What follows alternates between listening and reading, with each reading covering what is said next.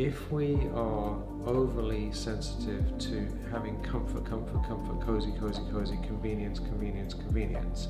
Right, when we say comfort is our enemy, we don't really, of course, mean you give up your bed or anything. So that was uncomfortable on 2 levels, actually. But I thought, no, this is fine, and I enjoyed it. So that expanded me from here to here. Dealing with people's personalities and opinions, that was the hardest, right? Because that takes up a lot of real estate in your head. Many blessings and welcome to the Spiritual Sense podcast. My name is Brother Michael and I'm here with our lovely sister Shireen. Hello. Hello, Michael.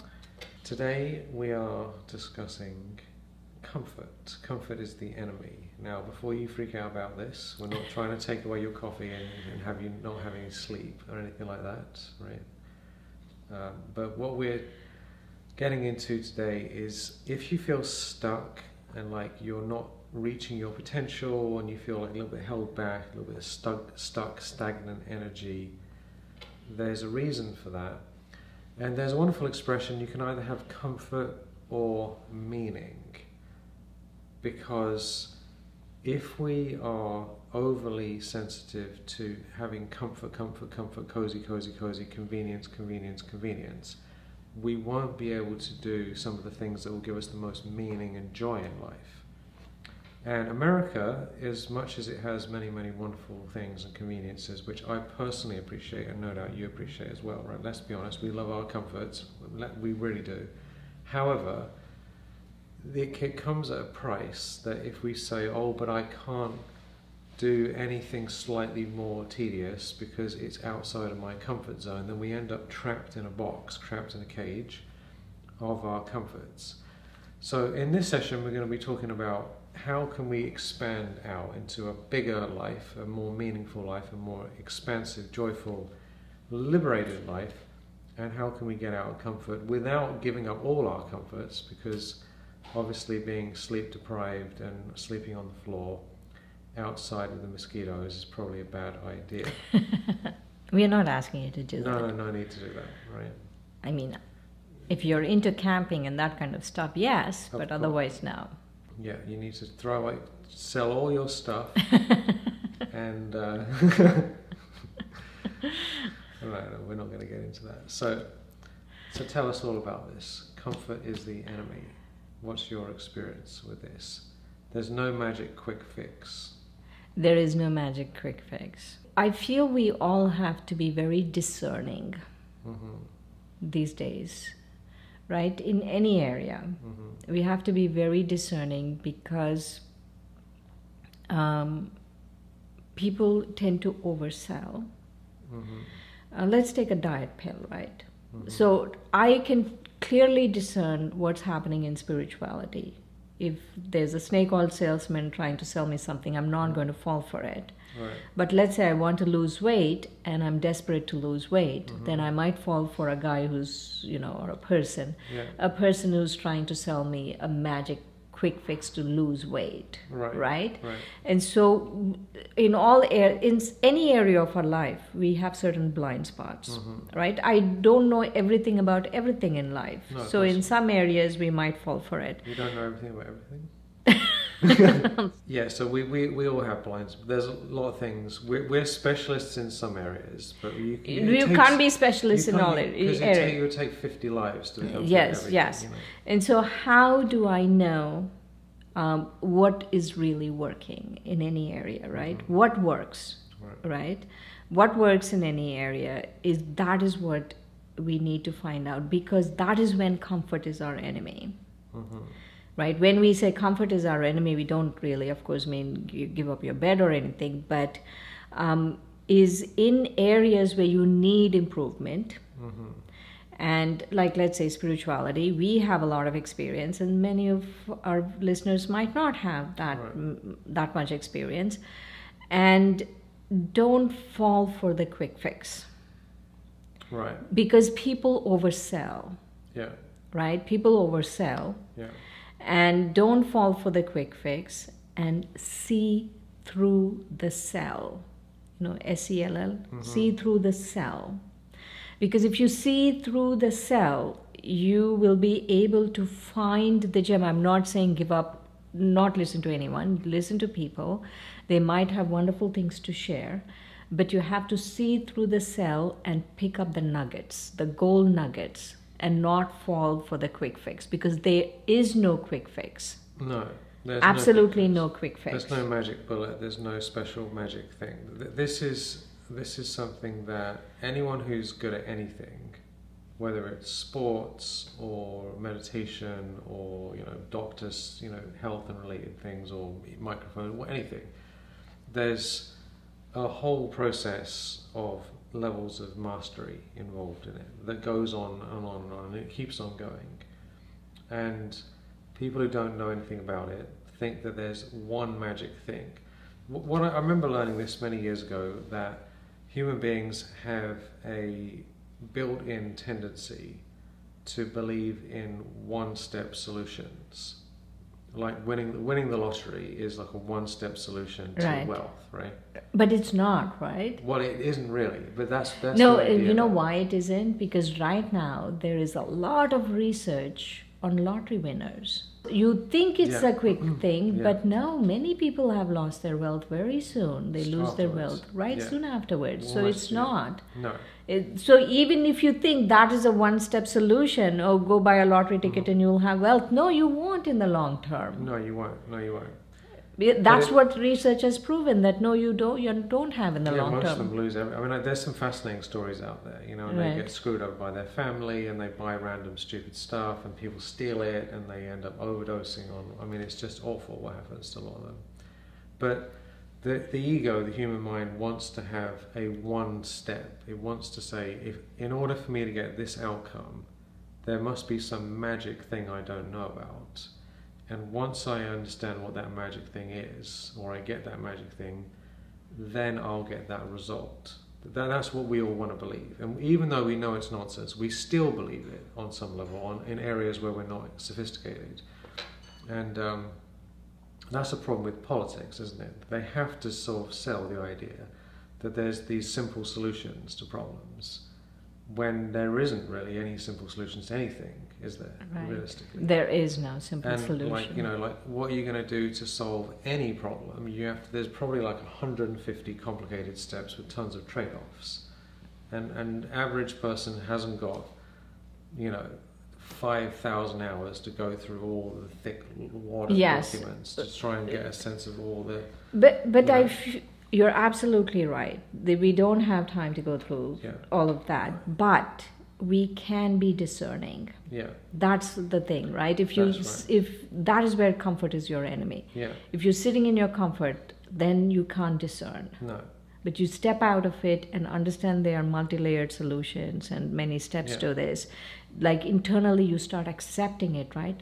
Then intuitively you will find the right thing for you. Then you'll be able to learn what the steps are. There's normally maybe 10 big steps involved in a lot of things. Like losing weight, there's going to be certain dietary things, certain exercise things, certain things to avoid, consistency, blah blah blah blah blah. And if it's done long enough, it will have a beneficial effect. But people don't want to wait for a year, so they want the pill. And there are pills nowadays, apparently, that suppress people's appetite. I've heard about these pills. People eat them, they don't want to eat anything, they lose a bunch of weight, and they're really popular. But then they have side effects. Right. So that's why comfort is your enemy and there's no quick fix. They're related things, because we think there's going to be one or two steps.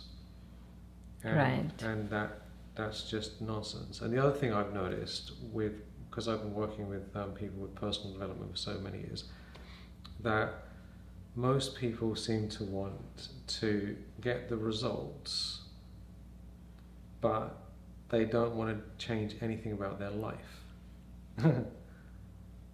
Right? And when I talk to them about this, they admit that's what's going on. And it happens to me as well. But you see how ridiculous it is. Everyone wants to. So what do you want? Oh, I want to feel better. I want to have better looking health, and I want to have more money, and I want this and this and this. And then you say, okay, so if you want that, then here is like the 12, 15 steps you have to do to get that. And then everyone goes, Yeah. I don't want to do any of those things. Right. Because we're used to comfort. Yeah.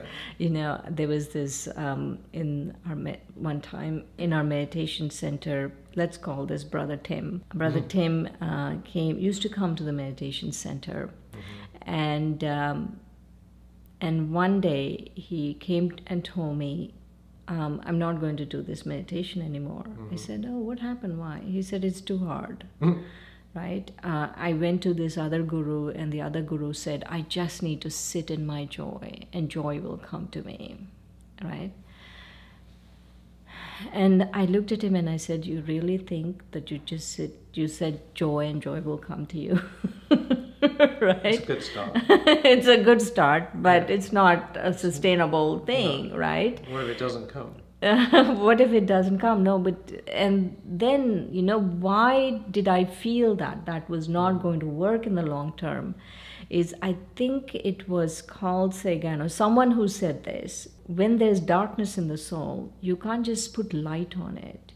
You can't just imagine light, right? That's what he was doing, is just imagining light, or like imagining joy, right?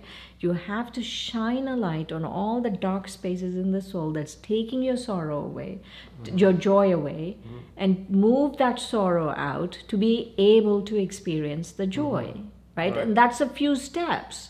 Yeah, it is. Like you shine a light, you see what are the dark spots, what is the removing your joy from life, and then, invite joy into your life. It can't just be I'm sitting here and thinking of joy and joy will come. No, I mean, it doesn't work that way. It doesn't work that way. And so that's what it is. Like, that is the comfort, right? Because what I felt with this Brother Tim, was that he was not able to, like, some of the meditation practice gives you discomfort in the beginning. It does. Right? And he wasn't willing to sit through the discomfort. He wasn't willing to walk through the discomfort. That was too discomfortable. He was just used to not having any discomfort, and he was used to having a very comfortable life, and that was too much. Right? And so, and he gave up so much, I feel, right? Because in the long run, what are you going to get out of the other ones? Nothing, right? And so he gave up so much because he did so much work on himself. Right. And then just when it was going to start paying off, you are all discombobulated about a little discomfort. Exactly. Then it passes, doesn't it? Right. And then you end up with all these benefits. And then also your capacity expands to a higher level. Exactly. Yeah. And so that discomfort, right? Just live through the discomfort. Yeah. Any discomfort anywhere, right? Let's say I'm trying to lose weight. And I get up in the morning and I'm trying to change my diet, and I'm hungry, and or I want to eat carbs and I don't want to eat this, but I have to eat this. Like, there's changing my diet, there's discomfort. Right. And how many people give up on that discomfort? Just live through it. Yeah, it's normally like not even that long. Exactly. It might be a couple of weeks, maybe a month, or even a few days. In some cases. So just mentally prepare yourself to live through the discomfort. Right. When you mentally prepare yourself to live through the discomfort, then you will reap the rewards. Yeah. This is such. We should do a podcast just on how to deal with discomfort, actually, because this might be one of the most important topics that there is, because it's especially with all these devices. Absolutely, instant gratification. This is like, so I can be sitting here trying to do something a bit difficult, and I can feel discomfort, and my immediate reaction is quite like, if the internet's turned on and I have this in my hand, it's quite possible that I'll think, well, I don't want to feel this, I'm going to deal with it. But then I don't actually come out of there's a threshold has to be broken through. I remember, like, we did another podcast about something, I can't remember what it was called, but we were doing one about meditation and going beyond, right? And I sat there in those meditation classes, and I couldn't go beyond, and I felt quite annoyed about it, actually. But I stuck with it long enough, and then I had a breakthrough, and it totally changed my life, right? But I had to deal with that kind of feeling of failure, like I wasn't like getting where I wanted to long enough. And I think that's the issue, isn't it? You have to not get what you want and feel bad temporarily. I know, and be okay with it. Yeah. Be okay with it. Be neutral, right? Yeah. Don't think, oh, I'm a failure, this and that. That's just not useful. It's the same thing when I'm helping entrepreneurs and people get their work out. They try something, and well, people didn't like it didn't work. And I'm like, yeah, but anyone who's become successful has typically set up like 17 businesses on average. 17, right? So why do you think the first thing you do is going to be out of the park success? You know, and I think we apply that same logic. We want one step, and we want it to work immediately. Mm-hmm. But that's actually, I think, that's because of it's because of these phones actually do have one-step solutions. You click on you scroll up, then you press the app, and then you get the solution, right? So we're applying this mentality to very complicated things in life and wondering why it's not the same. I think that's partly why it is actually. This has set the bar of comfort. Very low. well, it's very low or very high depending on what it is. Like this, the bar is you want instant gratification in under 2 seconds. Right. Whereas realistically, we're talking about things that might be weeks or months or possibly even years. And so if you can embrace discomfort and longer periods of time, then life has a lot more meaning, doesn't it? It gets a lot bigger. You know, we might feel weird for a fairly reasonable amount of time, and to even stick with it within that period. And be okay with the discomfort. Yeah. Just lean into it. Lean into the discomfort. Right. That is the most important thing I can tell anyone in any area. Mm-hmm. Any area, right? Just lean into the discomfort. Right. Because that's where your salvation is. That's where your breakthrough is. Mm-hmm. If you don't lean into the discomfort, then you will not have a breakthrough. So instead of running away from it, you just say, give it to me, basically. Let me have it. It's actually often not that bad. Right. We make a big deal out of it in our heads. It's not really that, but like I had a personal trainer recently, and I remember I'd written down on a piece of paper, right, every year I write down what I want for the year to focus on. And for probably about 9 years, I wrote I need to like look after my health and do more weightlifting and stuff like that for my health. And I never did anything about it. nothing at all, right? And then finally I got a personal trainer, because I thought, I'm obviously not doing this on my own. So I got a personal trainer, and I didn't want to go. I mean, I remember that the first session, I'm like, oh my God, what am I getting into here? You know. And I went in, and she was very sweet. And she's like, there's these different machines, and lift these weights, and let's just see how strong you are. And it wasn't that bad, actually. And then I went back again, and then my capacity got bigger. Like, it's not a big deal, but in our mind, we're making it a big deal. It such a thing. Oh, it's going to be so hard. Oh dear, oh dear, oh dear. Oh, I'm not. And sometimes just like getting some weights and just doing a quick round for like 10 seconds. It's not that hard. It doesn't hurt. No. Really. What are we doing? But we've got this built-in. I don't know what to call it, but it's almost like an obsession or a paranoia around any amount of unpleasant feelings, and we're not willing to just deal with it temporarily. Right. Even tiredness. I mean, I don't like being tired, but it does pass. It goes in waves, doesn't it? You know, absolutely. It's like you think, oh, I can't stay awake. Oh, what's going on? But then it goes away. Right. You know, I was listening to you. I was thinking about tolerance. Mm-hmm. Right. We always think, oh, we have to tolerate other people. Yeah.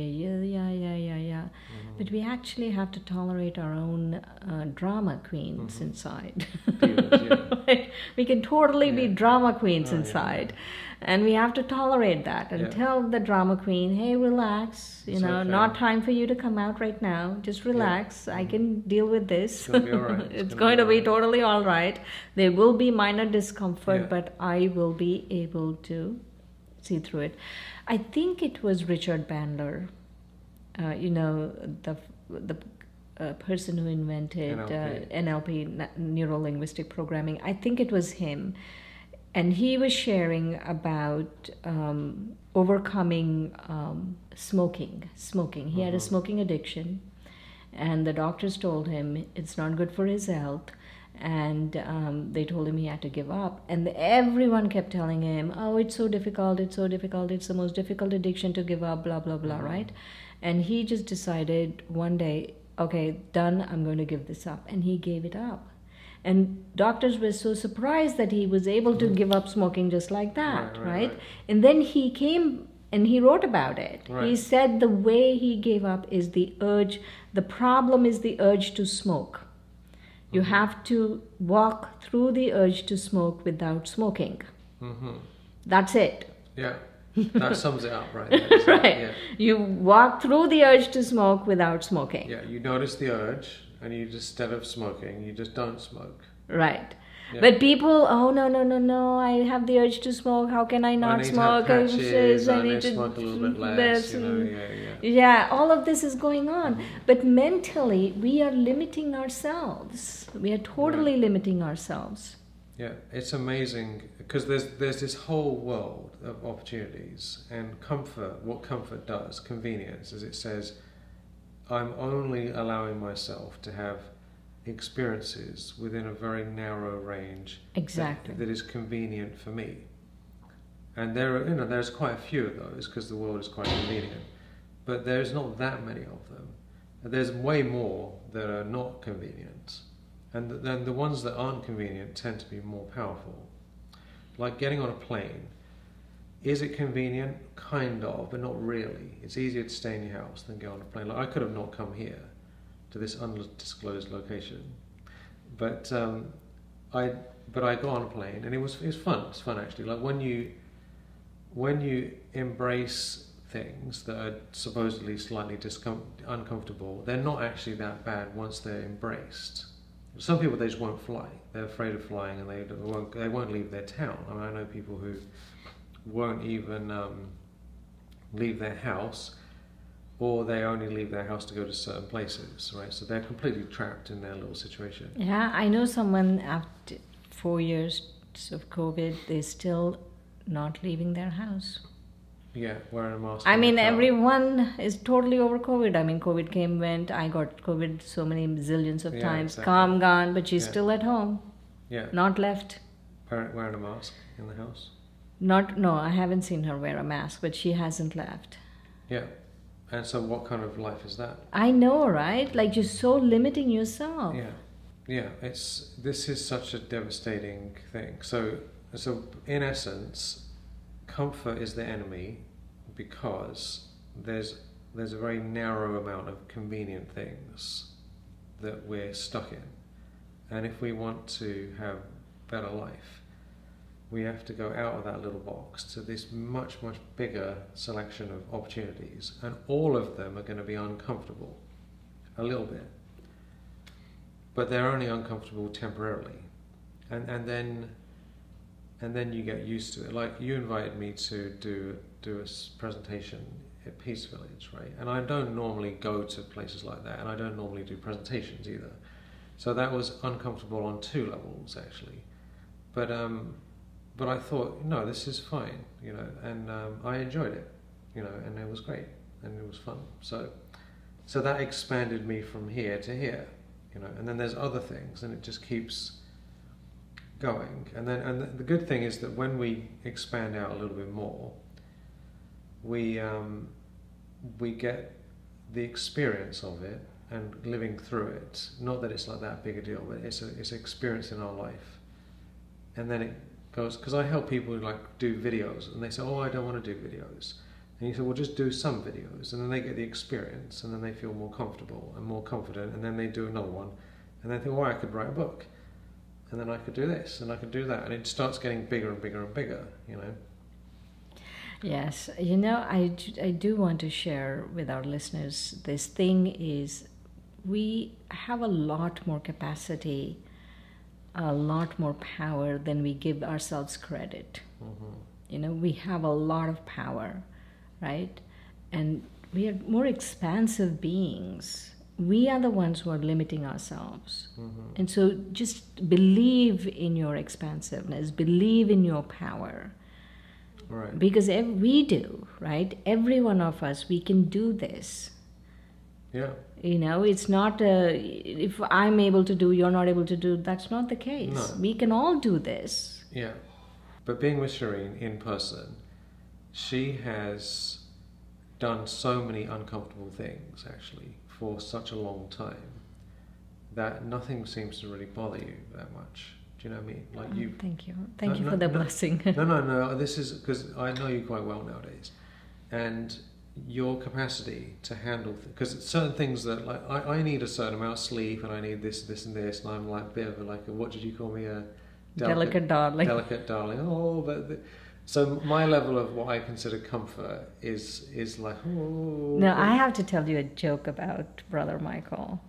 So in Peace Village, right? When we were in Peace Village, he was like, you know, the fairer sex, they need taking care of. Literally, he is fairer than me because I'm brown and he's kind of white. Kind of white, you're white. Yeah. So definitely, but on other levels too, you're the fairer sex. Like, I'm so just, delicate about everything. No, because I live on my own and have all this my little idiosyncrasies, and you know, so I'm used to like getting as much sleep as I like and having like an open schedule and not having any appointments and only certain people I talk to.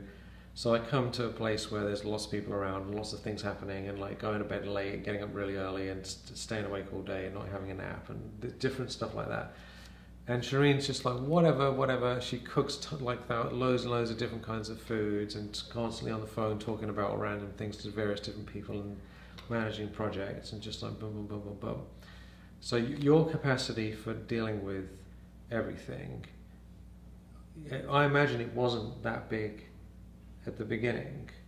Like when you were younger, you were maybe a bit overwhelmed with some of the things you had to do. But then you had a full-time job and running a centre helping people. So you've gone through challenging experience after challenging experience with no doubt discomfort, and it expanded from here to here to here to here to here to here, and then you recently did a course which you didn't do before, and it just keeps getting bigger. Can you share a little bit about how you felt? This is important. How did you deal with the discomfort personally? Dealing with people's personalities and opinions, that was the hardest, mm-hmm. right? Because that takes up a lot of real estate in your head. Mm-hmm. And that was the hardest. The other things I really feel, I'm not just saying it, I really feel that every specialty I have, every gift I have was given to me by God. And He is doing it through me. Mm-hmm. I'm not just saying it. I really feel I am just an instrument. Right. Well, so you have magic powers then. Yes, I have God's magic. It is, right? magic powers. Exactly. Yeah. So if our life has a higher meaning and a higher path, mm-hmm. then we get special blessings, don't we? Yeah. So thank you, Shireen. Blessing. Ah, yes. Tell me the number. 33. 33. Your spiritual awakening is not an event waiting to happen, but a beautiful truth already blossoming. Your mind bestows the gift of kindness. You've become a beacon of transformative energy, continuously sharing your spiritual abundance. Thank you, everyone, for being here till the end of the podcast. Thank you. Hopefully you enjoyed it, and I hope you go out and go from this smaller world that you're having, where it might be quite a big one, but to the next level, and you'll feel so much more liberated in life. Om possible. Shanti. Om Shanti.